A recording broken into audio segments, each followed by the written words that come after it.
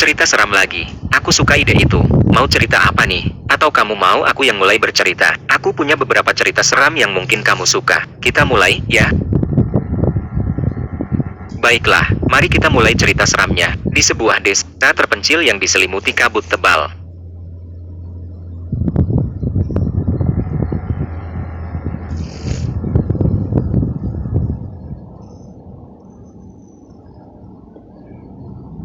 Di sebuah rumah tua yang terbengkalai, di tengah hutan lebat yang sunyi senyap, terdengar suara-suara aneh di malam hari. Angin berdesir di antara pepohonan tua, seakan berbisik cerita-cerita mengerikan. Sesekali, terdengar suara langkah kaki yang samar-samar, mendekat dan menjauh. Apakah ada yang berani menyelidiki sumber suara-suara misterius itu?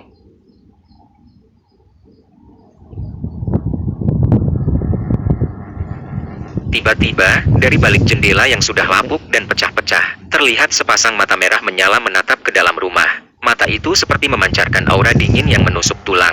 Perlahan, sesosok bayangan hitam mulai terlihat di balik jendela, semakin mendekat, semakin jelas.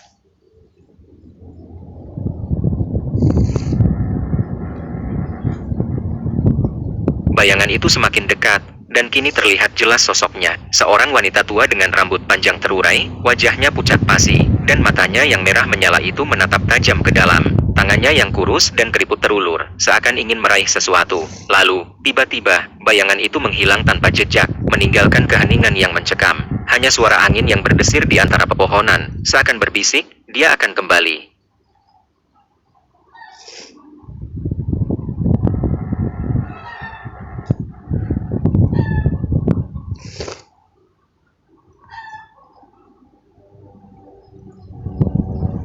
Seorang anak kecil bermain sendirian di taman bermain yang sepi. Ayunan bergoyang pelan, seolah digerakkan oleh angin.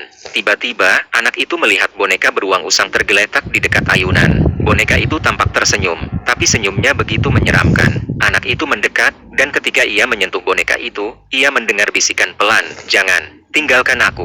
Suara itu bukan dari boneka itu, tapi dari suatu tempat yang jauh lebih gelap dan mengerikan. Lalu, anak itu menghilang. Hanya boneka beruang usang itu yang tersisa, masih tersenyum menyeramkan.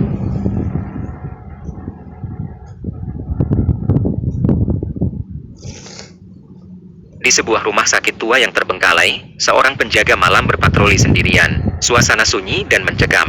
Tiba-tiba, ia mendengar suara tangisan bayi yang lemah dari sebuah ruangan kosong. Ia memberanikan diri untuk mendekat. Ruangan itu gelap gulita. Ketika ia menyalakan senter, ia melihat sebuah buaya kosong, bergoyang pelan sendiri. Dan di dinding, tertulis pesan dengan darah, "Jangan, tinggalkan aku." Seketika, lampu padam, dan penjaga malam itu tidak pernah ditemukan lagi. Hanya suara tangisan bayi yang masih terdengar samar-samar dari ruangan itu.